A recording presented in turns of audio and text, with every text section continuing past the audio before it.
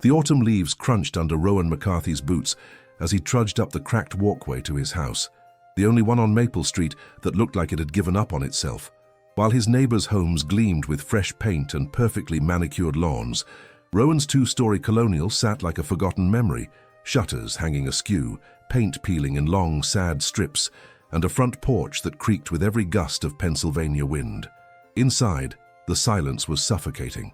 The grandfather clock in the hallway ticked with mechanical persistence, marking time that felt meaningless. Rowan dropped his keys on the kitchen counter, the metallic clang echoing through rooms that hadn't heard laughter in over 2 years. He opened the refrigerator, stared at the sparse contents, and closed it again. Eating had become a chore like everything else. The house still smelled faintly of sawdust and wood stain, ghostly reminders of when this place had been alive, when his carpentry workshop in the basement buzzed with activity and the dining room table was covered with blueprints and sketches. Now, dust particles danced in the fading afternoon light that managed to slip through the heavy curtains he never bothered to open. Rowan had once been the go-to craftsman in this small Pennsylvania town. His custom cabinets and handmade furniture were in half the homes on Maple Street. But that was before the economy tanked, before his biggest client went bankrupt, owing him $30,000, before his wife Sarah packed her bags and left with words that still echoed in his mind.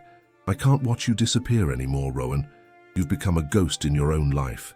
That was 18 months ago. Since then, he'd perfected the art of invisibility. He grocery shopped at odd hours, avoided eye contact with neighbors, and declined every invitation until they stopped coming. The town had learned to work around him, like water flowing around a stone. On this particular October evening, as the first real chill of autumn settled over central Pennsylvania, Rowan sat in his recliner with a lukewarm cup of coffee, staring at the television without really watching. The local news droned on about the upcoming Thanksgiving festival, the same community celebration he'd helped organize for years before his world collapsed. Now, it felt like watching life happen to other people. A persistent scratching at his front door broke through his fog of self-pity. Rowan ignored it at first, assuming it was just branches scraping against the house, but the sound came again. Deliberate, rhythmic scratching, followed by a soft but insistent meowing. "Go away," he muttered, not moving from his chair. The meowing grew louder, more demanding. With an irritated sigh, Rowan pushed himself up and shuffled to the front door. Through the peephole, he could see nothing but the empty porch illuminated by his dim porch light. But the meowing continued, coming from somewhere near his feet. When he opened the door, a gust of cold air hit him, carrying the scent of fallen leaves and approaching rain. There, sitting calmly on his welcome mat as if he owned the place, was a cat. Not a kitten, but a full-grown tom with medium-length fur that was primarily dark gray, accented with distinctive white markings on his chest, paws, and the tip of his tail. His amber eyes caught the porch light and seemed to glow with an intelligence that made Rowan uncomfortable. "Shoo," Rowan said half-heartedly, making a weak shooing motion with his hand. "Go home." The cat didn't budge. Instead, he meowed once more, a clear conversational sound, and began grooming his right paw with the casual confidence of someone who had nowhere else to be. "I don't have any food for you," Rowan said, though something about the cat's calm demeanor made him feel like he was the one being interviewed, not the other way around. As if to prove Rowan wrong, the cat stood, walked purposefully to an old ceramic bowl that had been sitting forgotten beside the door since Sarah left. She'd used it for her herb garden, and sat beside it, looking up at Rowan expectantly. For a moment, they stared at each other. The cat's amber eyes held no fear, no desperation, just patient certainty, as if he knew something Rowan didn't. A fat raindrop splattered on the porch, then another, and the wind picked up, carrying the promise of a cold, wet night. "Damn it," Rowan muttered, looking up at the darkening sky. He'd never been able to watch an animal suffer, even in his current state of self-imposed isolation. "Fine, but just tonight, before we continue with the story, I want to ask you for something very special. Please subscribe to the channel, give this video a like, and leave a comment. Every single action makes a difference and helps our project grow." He retrieved the bowl, filled it with water from the kitchen tap, and set it back on the porch. The cat approached it with dignified appreciation, lapping at the water in small, neat sips. While he drank, Rowan found himself really looking at the animal. This wasn't a stray. His coat was too well groomed, his body too well fed. Someone was missing this cat. "Where do you belong?" Rowan asked, surprising himself by speaking aloud.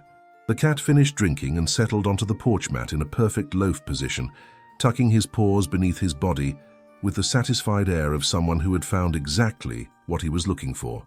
As the rain began in earnest, pattering against the porch roof in a steady rhythm, the cat closed his eyes and appeared to go to sleep. Rowan stood in his doorway for several minutes, watching the cat's rhythmic breathing, listening to the rain. He couldn't remember the last time any living thing had chosen to spend time near him. Even the neighborhood dogs seemed to sense his misery and gave him a wide berth during his infrequent walks to the mailbox. "You can't stay here," he said to the sleeping cat, but the words lacked conviction. The rain was coming down harder now, and the wind had a bite that promised the first frost wasn't far behind. The cat opened one amber eye, looked at Rowan with an expression that somehow managed to convey both understanding and gentle stubbornness, then closed it again and settled deeper into his sleeping position. Rowan retreated inside, leaving the door slightly ajar. Just in case the weather got really bad, he told himself. He returned to his recliner, but found himself listening for sounds from the porch. Around midnight, he crept back to the door and peered out. The cat was still there, now curled into a tight ball against the cold, his grey fur damp despite the porch's overhang. Without allowing himself to think too hard about what he was doing, Rowan opened the door wider. "Come on then," he said quietly, "but just until the storm passes." The cat opened his eyes, stretched with deliberate slowness, and walked into Rowan's house with the dignity of an invited guest. He paused in the entryway, looking around with calm interest, then followed Rowan to the living room and settled onto the rug in front of the fireplace that hadn't held a fire in 2 years. Rowan watched him from the doorway, feeling something stir in his chest, a sensation so foreign it took him a moment to identify it. Companionship. For the first time since Sarah left, his house didn't feel completely empty. "I suppose you'll want a name," he said, more to fill the silence than because he expected an answer. The cat looked at him with those remarkable amber eyes, and a word popped into Rowan's mind, one he hadn't thought of in years, from back when he still read poetry instead of drowning in bills and regrets. "Solace," he said aloud, testing the sound. It felt right somehow. "Is that what you are, Solace?" The cat, Solace, blinked slowly in what Rowan would later learn was the feline equivalent of a smile, then settled his chin on his paws and closed his eyes. Within minutes, the soft sound of purring filled the room, the first pleasant noise Rowan's house had heard in longer than he cared to remember. That night, Rowan slept better than he had in months. And when he woke the next morning, Solace was still there, sitting by the window in the pale autumn sunlight, watching the neighbors begin their day with the alert attention of someone who understood that life was happening all around them, just waiting for the right moment to be joined. What Rowan didn't know, as he stumbled to the kitchen to make his first cup of coffee with an audience in over a year, was that Solace had been watching his house for weeks, waiting for exactly the right moment to introduce himself. And what he definitely couldn't have predicted was that this grey and white cat was about to become the catalyst for the most profound transformation of his life, and the lives of everyone on Maple Street. The question that would soon consume not just Rowan, but his entire neighborhood was simple. How could one cat change so much in so little time? 3 weeks into November, Rowan had to admit that Solace wasn't going anywhere. Every morning the cat appeared at the kitchen window at exactly 7:15, whether he'd spent the night inside or out. Every evening, he materialized on the front porch at sunset, settling onto the welcome mat with the patience of someone who understood that some doors took time to open. What surprised Rowan most wasn't Solace's persistence, but his own growing dependence on the cat's presence.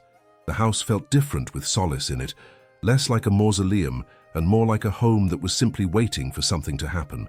The cat had claimed the sunny spot by the living room window as his own, and Rowan found himself arranging his day around Solace's schedule. Coffee at 7:15 when the cat appeared, lunch eaten standing by the kitchen counter while Solace dozed on the windowsill, and dinner accompanied by the soft rumble of purring from his new companion. Solace wasn't demanding, but he was observant. He seemed to sense Rowan's moods with uncanny accuracy, appearing at his side during the worst moments, when the bills piled up on the kitchen table, when the silence grew too heavy, when memories of Sarah's laughter echoed through the empty rooms. During these times, Solace would simply be there, not pushy or attention-seeking, just present, a warm, living reminder that Rowan wasn't completely alone. The first real sign that Solace was more than just a stray cat looking for shelter came on a grey Thursday morning when Rowan discovered him missing. He'd left the cat inside the night before, but when he shuffled to the kitchen for his morning coffee, the house felt empty in a way it hadn't for weeks. "Solace?" Rowan called, checking the usual spots. Nothing. The back door was still locked, the windows closed. Somehow the cat had simply vanished. For the first time since Sarah left, Rowan felt genuine panic. He pulled on his jacket and boots, the first time he'd voluntarily left his house during daylight hours in months, and stepped onto the front porch. The morning air was sharp with the promise of winter, and frost glittered on his neglected lawn. "Solace!" he called, feeling foolish but too worried to care. His voice echoed down the quiet street where his neighbors were loading children into cars and heading off to their normal lives. A movement caught his eye. 2 houses down, in the perfectly maintained front yard of the blue colonial where Marjorie Henning lived, Solace was calmly investigating something near her prized rose bushes. But that wasn't what made Rowan's breath catch in his throat.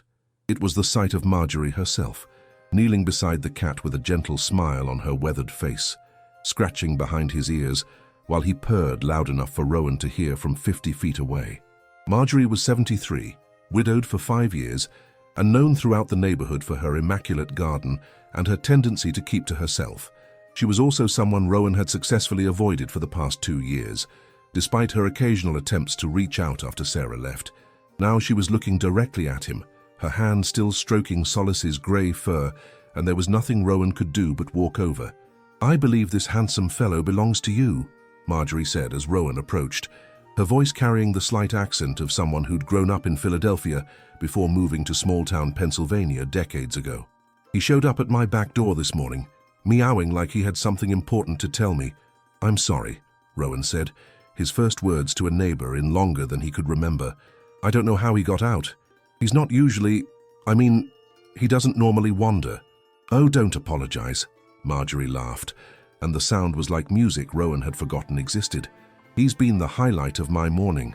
We've had quite the conversation, haven't we, sweetheart?" She addressed this last part to Solace, who responded with a rumbling purr and leaned into her touch. Rowan stood awkwardly, unsure of the protocol for retrieving one's cat from a neighbor's yard. It had been so long since he'd engaged in normal human interaction that he felt like he'd forgotten the language. "He's beautiful," Marjorie continued, filling the silence with the ease of someone who'd spent decades smoothing over uncomfortable social moments. "What's his name?" "Solace," Rowan said, and was surprised when Marjorie's face lit up with genuine delight. "Solace! How perfect. He does have that quality, doesn't he? Very calming presence." She gave the cat one final scratch and stood, brushing soil from her gardening gloves. "I was just telling him about my roses. This has been such a difficult year for them. The drought in August nearly did them in, but I think they'll make it through the winter if I can keep the deer away." Rowan found himself actually looking at Marjorie's garden for the first time, really seeing it. Even in late autumn, it was impressive. Carefully tended beds, strategic plantings that provided color through multiple seasons, a small greenhouse tucked beside the house. It was the kind of garden Sarah had always dreamed of having. "It's beautiful," he said, and meant it. "Thank you." Marjorie's smile was warm and genuine. "You know, I keep meaning to ask, how are you doing, Rowan? I know the past couple of years have been..." She trailed off delicately, and Rowan felt the familiar urge to retreat, to deflect with a non-committal fine and escape back to his house. But Solace chose that moment to wind around his legs, purring, and somehow the cat's presence made honesty feel possible. "Some days are better than others," he said, which was more truth than he'd shared with anyone in months. Marjorie nodded with understanding. "I remember those days. After Harold died, I used to think I'd forgotten how to talk to people. Funny how quickly we can lose those skills when we're not using them." They stood in comfortable silence for a moment, watching Solace explore the border of Marjorie's flower bed with scientific thoroughness. Then Marjorie spoke again, her voice careful but kind. "I've been meaning to tell you, I drive past your house every morning on my way to the grocery store, and I've noticed you've been keeping your workshop light on. Are you getting back to your carpentry work?" Rowan's chest tightened. The truth was he'd been leaving the basement light on by accident, too depressed to remember to turn it off. But something about Marjorie's hopeful tone, and the way Solace was now sitting perfectly still between them, as if mediating the conversation, made him consider a different truth. "I've been thinking about it," he said slowly. "Haven't touched my tools in a while, but maybe it's time." "I hope so," Marjorie said. "You have such a gift. Harold always said your work was the finest he'd ever seen. In fact," she paused as if weighing her words, "I've been meaning to ask if you might look at my kitchen cabinets sometime. The hinges are giving me trouble, and I'd rather have someone I trust take a look than call some stranger from the phone book." Rowan felt something shift inside his chest, a tiny crack in the wall he'd built around himself. I could take a look, if you want." "That would be wonderful. No rush, of course, whenever you're ready." Solace chose that moment to meow, a single, satisfied sound, and began walking back toward Rowan's house with the air of a cat who'd accomplished exactly what he'd set out to do. Rowan and Marjorie both laughed, and the sound surprised them both. "Well," Marjorie said, "I think your ambassador has concluded our meeting. He's quite the diplomat, isn't he?" As Rowan followed Solace home, he realized something had changed during that 20-minute conversation. The crushing weight of isolation that had been his constant companion for months felt lighter somehow. Not gone. He wasn't ready for that kind of optimism yet, but lifted just enough that he could imagine it might be possible to breathe normally again someday. That evening, as Solace settled into his usual spot by the window, Rowan found himself looking at his reflection in the glass. For the first time in months, he didn't immediately look away. His hair needed cutting, his beard needed trimming, and he'd lost weight he couldn't afford to lose, but his eyes didn't look as dead as they had that morning. "What did you do?" he asked Solace, who responded with a slow blink and began grooming his paw with elaborate nonchalance. The next morning, Rowan woke up thinking about Marjorie's cabinet hinges. It was the first time in over a year that he'd gone to sleep, anticipating something other than just getting through another day. And as he made his coffee while Solace watched from the windowsill, he found himself wondering what other surprises his four-legged housemate might have in store. He was about to find out that Solace's influence on Maple Street was just beginning, and that some changes, once started, have a momentum all their own. By December, Solace had become something of a neighborhood celebrity, though Rowan was still coming to terms with what that meant for his carefully constructed isolation. The cat's daily wanderings had evolved into a precise social circuit: morning coffee surveillance at Rowan's kitchen window, mid-morning garden consultation with Marjorie, afternoon patrol of the sidewalks where he'd somehow befriended every dog within a 3-block radius, and evening return to home base just as the streetlights flickered on. What Rowan hadn't expected was how Solace's expanding social network would drag him, however reluctantly, back into the land of the living. It started with the cabinet hinges. 3 days after his conversation with Marjorie, Rowan found himself standing in her kitchen, actually holding his old toolbox for the first time in 18 months. His hands shook slightly as he examined the problematic hinges, but the familiar weight of his screwdriver felt like greeting an old friend. Within an hour, he had the cabinets opening and closing smoothly, and Marjorie was pressing a container of homemade soup into his hands, despite his protests. "Payment," she'd said firmly. "And don't you dare argue. I made too much anyway, and it's Harold's recipe. He'd be delighted to know it was feeding a craftsman." That soup, rich chicken and dumpling in a broth that tasted like comfort itself, was the first home-cooked meal Rowan had eaten since Sarah left. He savored every spoonful while Solace watched from his new favorite perch on the kitchen counter, purring with what looked suspiciously like satisfaction. Word traveled fast on Maple Street. By the weekend, Rowan's phone was ringing for the first time in months. Mrs. Chen from the greenhouse with the elaborate Christmas decorations needed her back door adjusted. The Thompson family wanted their old dining room table refinished before the holidays. Even gruff old Pete Morrison, who lived in the corner house and rarely spoke to anyone, shuffled over to ask if Rowan could look at a wobbly chair that had belonged to his late wife. Each job was small, nothing like the custom kitchen installations that had once been his specialty, but they were real work with real deadlines and real people counting on him. More importantly, they required him to leave his house, to interact with neighbors who remembered him as someone other than the hermit at the end of the street. The transformation wasn't smooth. On a particularly difficult Tuesday, Rowan nearly walked away from Pete Morrison's chair job when the old man started talking about his wife's final months in hospice care. The combination of grief and craftsmanship, the way loss could live in the grain of a piece of wood, in the worn spots where loving hands had rested, hit Rowan like a physical blow. He'd stood in Pete's garage, surrounded by the ghost scents of motor oil and old leather, fighting the urge to pack up his tools and retreat to his house. That's when Solace appeared. Rowan never figured out how the cat knew where to find him, but there was Solace sitting calmly in the doorway of Pete's garage, watching with those amber eyes that seemed to understand everything. Pete, mid-story about his wife's love for that particular chair, paused to scratch behind Solace's ears. "Well, hello there, handsome. You must be Rowan's famous cat." Pete's voice softened in a way Rowan had never heard before. "Marjorie told me all about you, said you've got quite the reputation for showing up exactly when folks need you most." Solace purred and leaned into Pete's touch, and something about the sight of this tough old veteran, a man who'd rarely shown emotion in all the years Rowan had known him, gentle with a cat, gave Rowan the strength to pick up his tools and finish the job. "She was right about you," Pete said later, as Rowan packed up his supplies and Pete tested the now stable chair. "The cat, I mean. Marjorie said you both have a talent for fixing things that seem beyond repair." But the real test of Solace's growing influence came the week before Christmas, when 17-year-old Emma Sullivan knocked on Rowan's door with tears streaming down her face and a shoebox in her arms. Emma lived across the street with her parents and younger brother, and Rowan remembered her as a quiet kid who'd always waved politely when their paths crossed. Now she stood on his porch in her high school letterman jacket, looking desperate. "Mr. McCarthy, I'm sorry to bother you, but is Solace here? I know this sounds stupid, but I need to talk to him."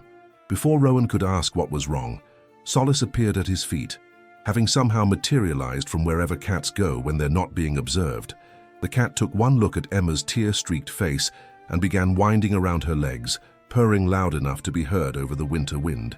Before we continue with the story, I want to ask you for something very special.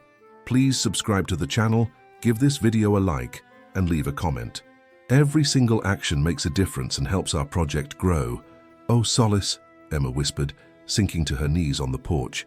"I don't know what to do." Rowan found himself inviting her inside, the first teenager who'd been in his house since he'd been a teenager himself. Emma settled on his living room floor, still clutching the shoebox, while Solace climbed into her lap with the confidence of a trained therapy animal. The story came out in pieces. Emma had been accepted to 3 colleges, including her dream school in California, but her parents were getting divorced, her dad had lost his job, and the college fund had evaporated along with her family's stability. She'd been accepted, but couldn't afford to go. The shoebox contained every acceptance letter, scholarship rejection, and financial aid form she'd collected over the past 6 months. "I know you don't really know me," Emma said, stroking Solace's fur while the cat purred against her chest, "but Marjorie said you were the smartest person on the street, and Solace always seems to know when I'm having a bad day. He showed up in our yard the morning my parents told us about the divorce. He was there again when I got my first rejection letter. It's like he understands." Rowan looked at this young woman, this kid who was facing adult problems with more grace than he'd shown during his own crisis, and felt something stir that he hadn't experienced in years. Not attraction or romance, but a protective instinct, a desire to help someone else the way he'd once helped neighbors with their carpentry needs. "What do you want to study?" he asked. "Architecture," Emma said immediately. "I want to design sustainable buildings, places that work with the environment instead of against it. I know it sounds naive, but I want to build things that make people's lives better." For the next 2 hours, Rowan found himself doing something he hadn't done since his business collapsed: problem solving. He helped Emma research additional scholarship opportunities, showed her how to write a compelling financial hardship appeal, and even offered to write a recommendation letter highlighting her character and work ethic based on their neighbors' glowing reports. But more than that, he listened. He sat in his living room with this determined teenager and her borrowed cat, and he remembered what it felt like to believe that the future could be better than the present. "I know," he said as Emma prepared to leave, Solace now draped across her shoulders like a furry scarf. "If you do end up staying local for college, I might have some part-time work for you. I'm getting more jobs than I can handle alone, and I could use someone with fresh ideas about sustainable building practices." Emma's face lit up like Christmas morning. "Really, you'd do that? Solace seems to think you're worth investing in," Rowan said, surprising himself with the lightness in his voice, "and his judgment's been pretty solid so far." After Emma left, with Solace escorting her to the door like a gentleman, Rowan stood in his living room and realized something fundamental had shifted. For months, he'd been focused on his own pain, his own losses, his own failure to rebuild. But this evening, helping Emma navigate her crisis, he'd remembered something crucial. His skills, his experience, even his story of recovery could be valuable to someone else. That night, he called Sarah for the first time since she'd left. Not to beg her to come back or to relitigate their relationship, but to tell her about Emma, about the work he'd been doing, about Solace, and the strange way life seemed to be reassembling itself around this grey and white cat who'd appeared on his porch like an answer to a prayer he hadn't known he was praying.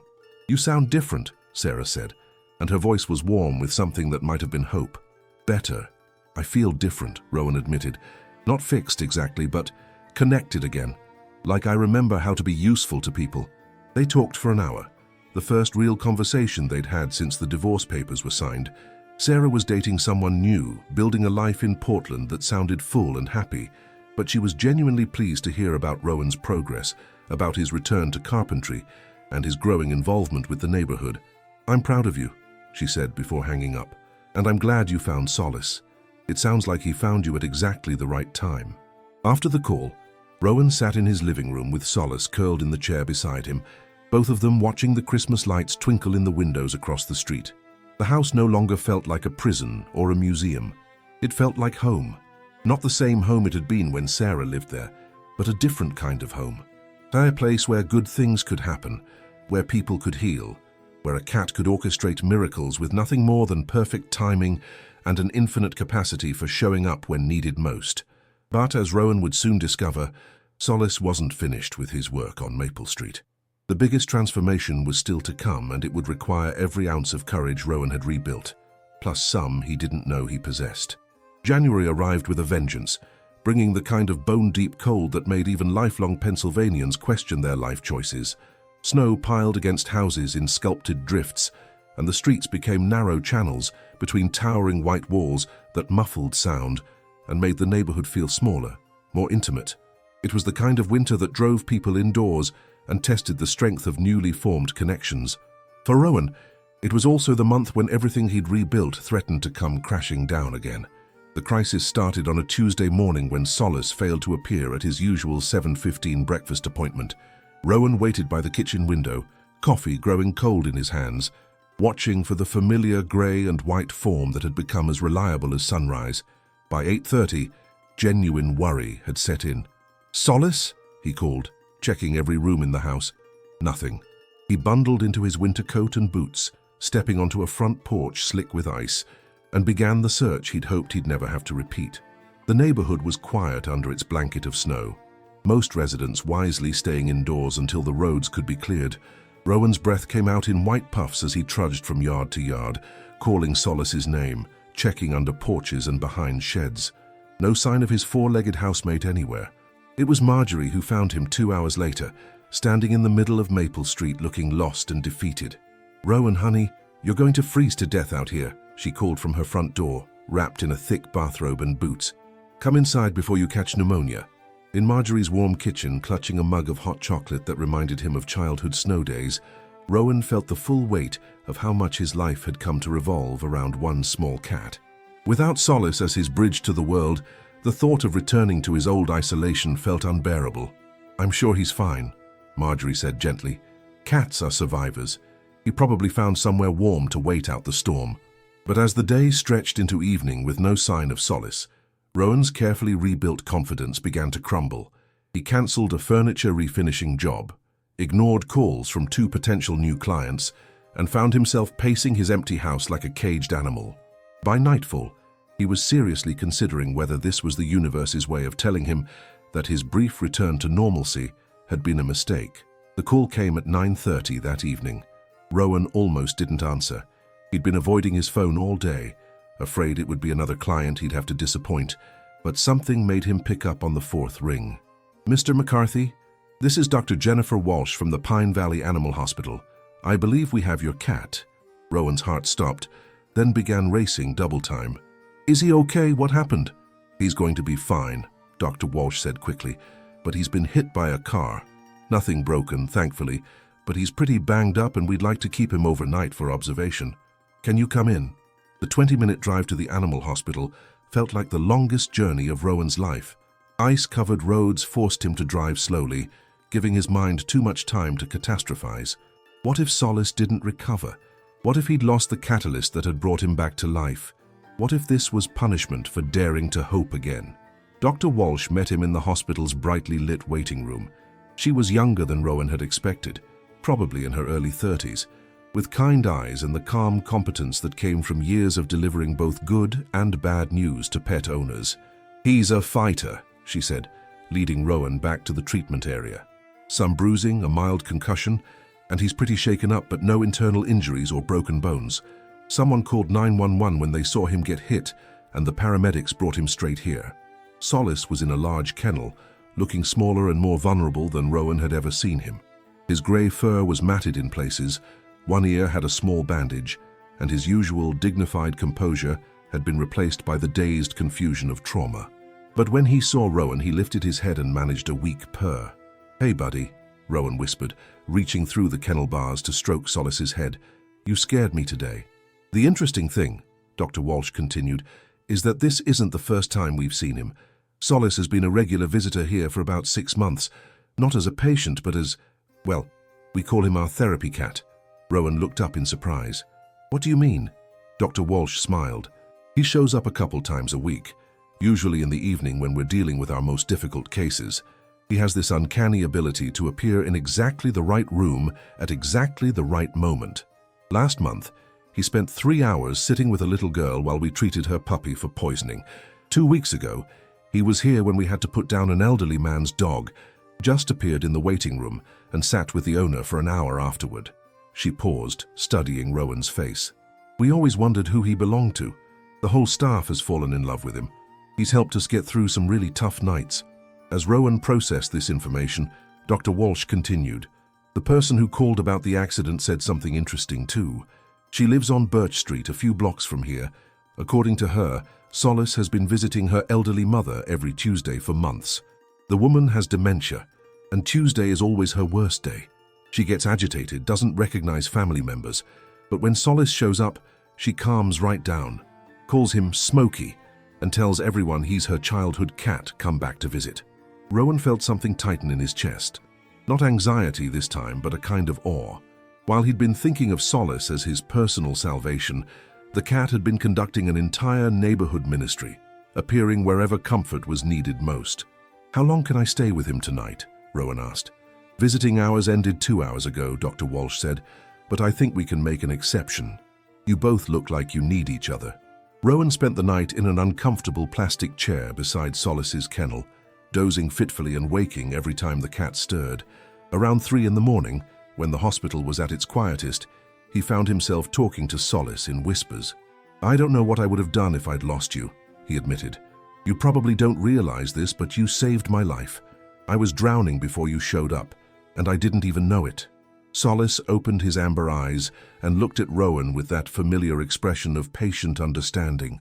In the dim light of the hospital room, surrounded by the quiet sounds of animals recovering from their own traumas, Rowan felt a clarity he hadn't experienced in years. "But it's not just about me, is it?" he continued, thinking about Dr. Walsh's stories about the elderly woman on Birch Street, about Emma Sullivan and her college dreams. "You've been taking care of all of us. I just didn't see the bigger picture." The next morning brought unexpected visitors. Emma arrived with her younger brother Tyler, both of them carrying handmade get-well cards decorated with crayon drawings of cats. Marjorie showed up with a container of homemade chicken soup for when Solace gets his appetite back. Even Pete Morrison shuffled in, gruff as always, but carrying a small bag of the expensive cat treats his late wife used to buy for the neighborhood strays. "Heard about the accident," Pete said, clearly uncomfortable with the emotional display, but determined to participate. "Figured he might want these when he's feeling better." Dr. Walsh watched the parade of visitors with growing amazement. "In 15 years of veterinary practice," she told Rowan, "I've never seen a cat with his own community support network. He's really something special." By afternoon, Solace was alert enough to eat a little and purr when visitors spoke to him. The improvement in his condition seemed to lift everyone's spirits, but Rowan noticed something else happening. His neighbors were talking to each other. Emma was comparing college application strategies with Marjorie, who'd apparently helped 3 grandchildren navigate the process. Pete was giving Tyler advice about his Boy Scout woodworking project. People who'd lived on the same street for years but barely exchanged pleasantries were discovering common ground in their shared concern for one injured cat. "It's like he's the neighborhood's missing piece," Emma observed, gently stroking Solace's head while he dozed. "We were all here, but we weren't really connected until he showed up." That evening, as Rowan prepared to take Solace home, Dr. Walsh pulled him aside for a private conversation. "I hope you don't mind me asking, but what do you do for work? Several people mentioned that you're some kind of craftsman." "Carpentry, mostly. Custom furniture, home repairs, that sort of thing." Dr. Walsh nodded thoughtfully. "We're expanding the hospital next year, adding a new wing specifically for our therapy animal program. We'll need someone to build custom kennels, play structures, maybe some specialized furniture for the comfort rooms where families say goodbye to their pets. It's not a huge project, but it's important work. Would you be interested in bidding on it?" Rowan felt that familiar flutter of possibility, the same feeling he'd had when Emma asked about part-time work, when Marjorie mentioned her cabinet hinges, when he'd first picked up his tools after months of letting them gather dust. "I'd be very interested," he said. "Good. Because after watching Solace work his magic here for 6 months, and seeing how you've both affected this community, I think you understand something about healing that most contractors don't." The drive home was slow and careful, with Solace resting in a carrier on the passenger seat, occasionally meowing soft commentary on the journey. As they turned onto Maple Street, Rowan was surprised to see lights on in several windows and people clearing snow from their driveways despite the late hour. Word of Solace's homecoming had apparently spread. Over the next few weeks, as Solace recovered his strength and resumed his neighborhood rounds, though with slightly shorter wandering sessions and more careful road crossing, Rowan found himself thinking about Dr. Walsh's observation. What did he understand about healing that others didn't? The answer came to him gradually, through conversations with Emma about her college plans.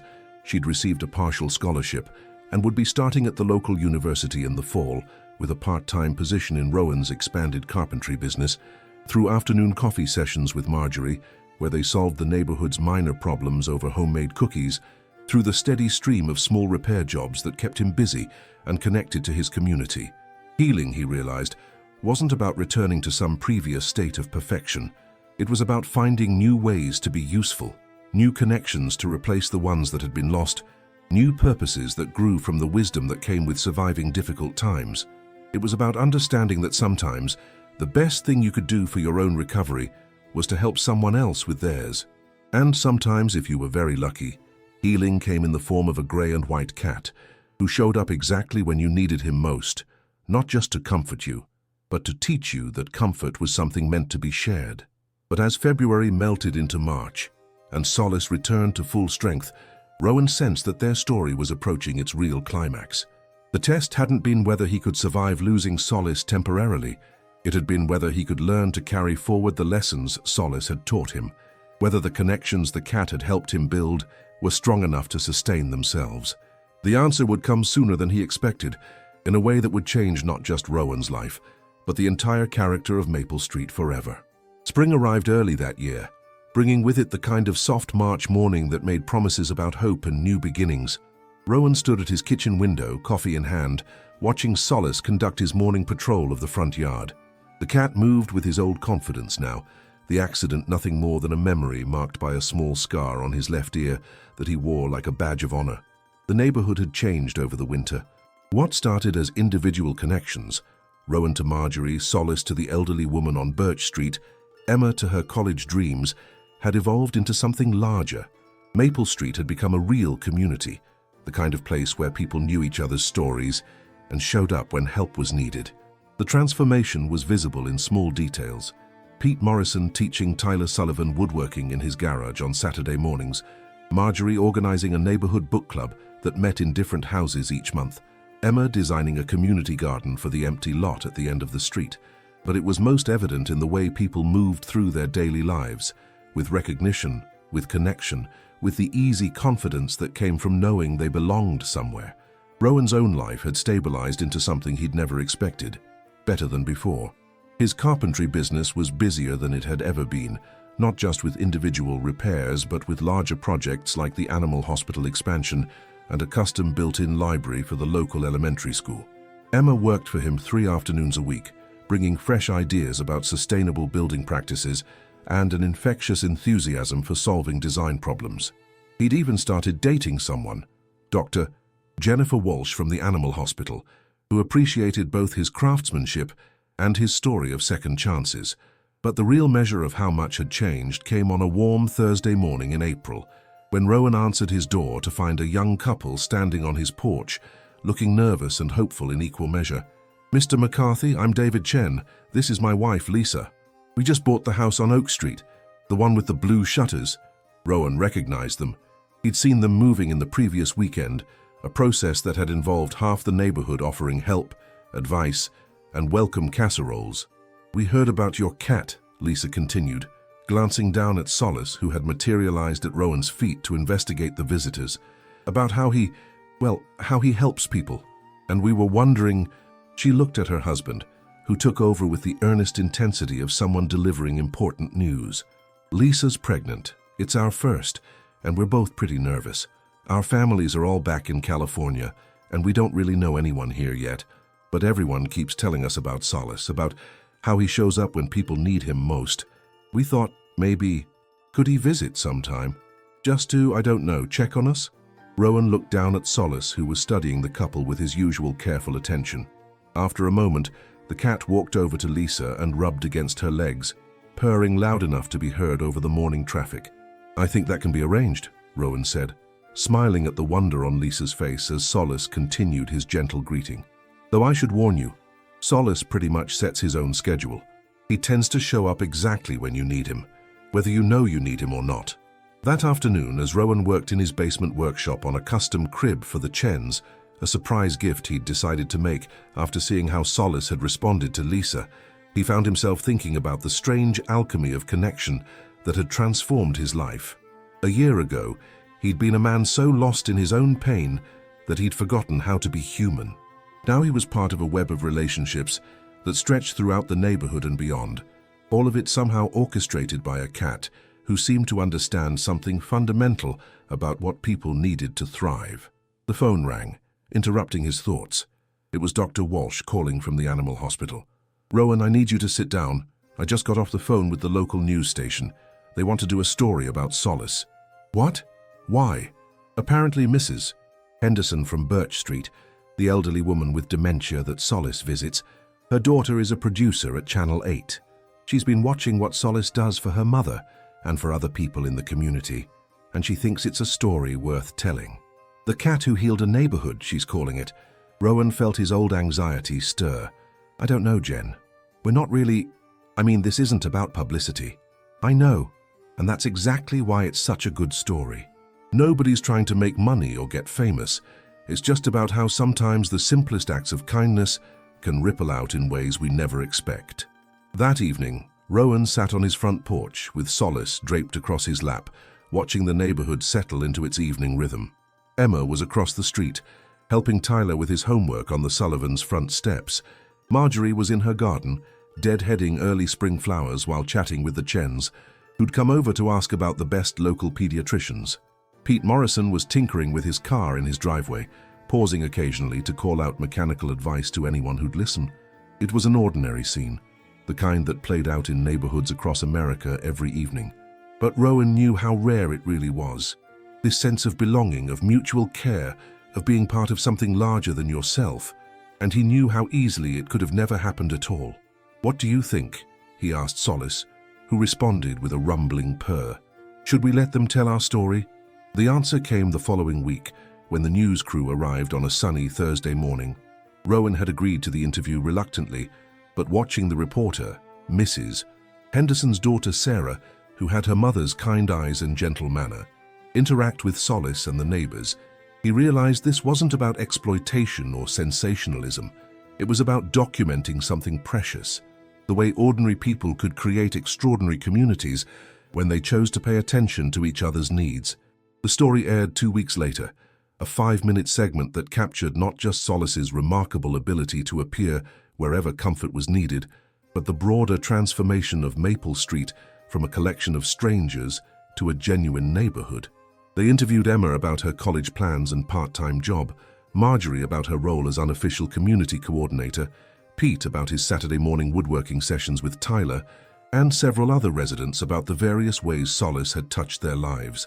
But the moment that made Rowan's chest tight with emotion came at the end, when the reporter asked him what he'd learned from his experience with Solace.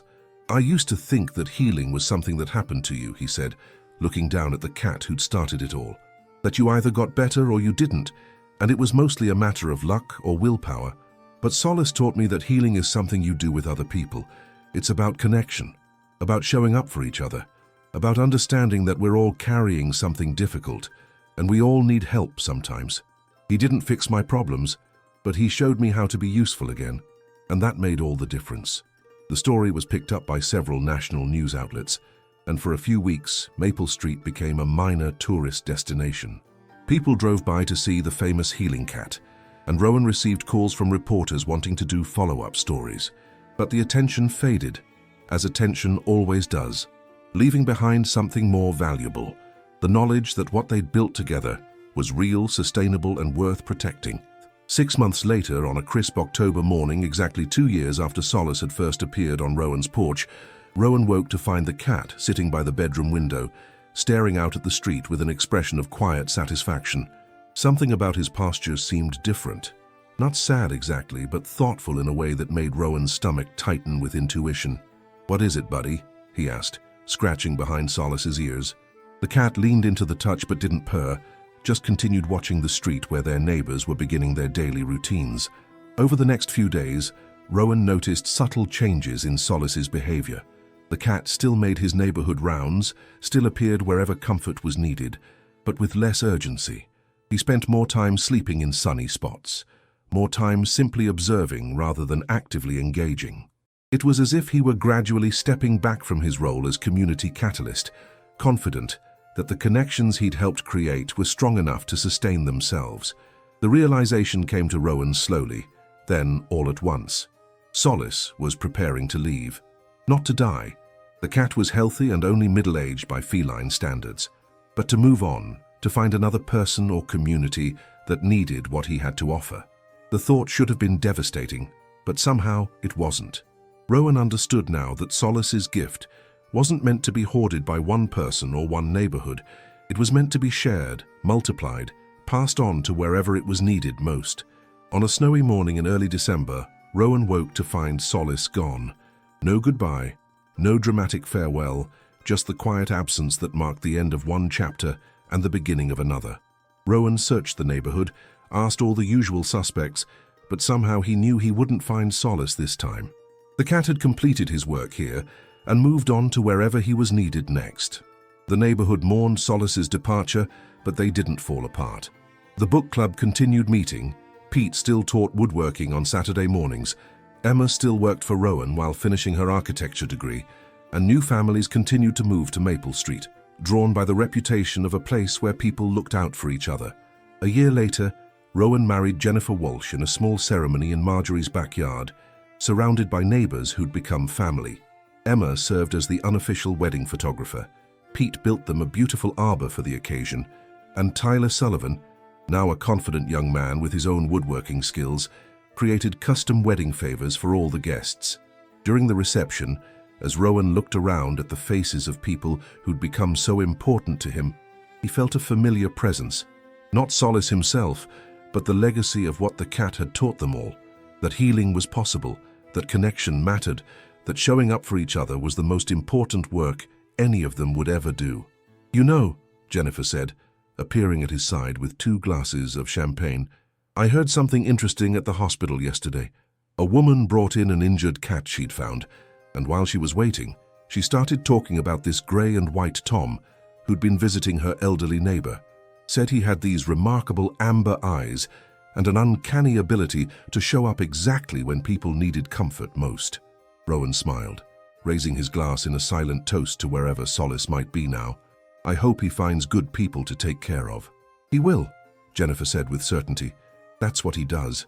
As the evening wound down and their neighbors began to drift home, Rowan stood in his backyard, now filled with the kind of garden Sarah had always dreamed of, tended with love by his new wife and half the neighborhood, and felt a deep sense of completion. Not because his story was over, but because he finally understood that the most important stories never really end. They just get passed on, person to person, life to life, creating ripples of connection that spread far beyond what any one individual can see or measure. Somewhere out there, Solace was probably settling onto someone else's porch, waiting patiently for exactly the right moment to introduce himself to a person who desperately needed to remember that they weren't alone in the world. And that person, if they were very lucky and very open, would discover what Rowan had learned, that sometimes healing comes in the most unexpected forms, and that the simplest acts of connection can transform not just one life, but an entire community. The grey and white cat with amber eyes had taught them all that miracles don't require magic. They just require the courage to show up for each other, one small act of kindness at a time. And in a world that often felt fractured and disconnected, that lesson was the most valuable gift of all. In the end, that's what made Solace's story worth telling, not because it was impossible to believe, but because it was so beautifully, hopefully possible, that anyone who heard it might be inspired to look for their own opportunities, to be someone else's unexpected answer to an unspoken prayer.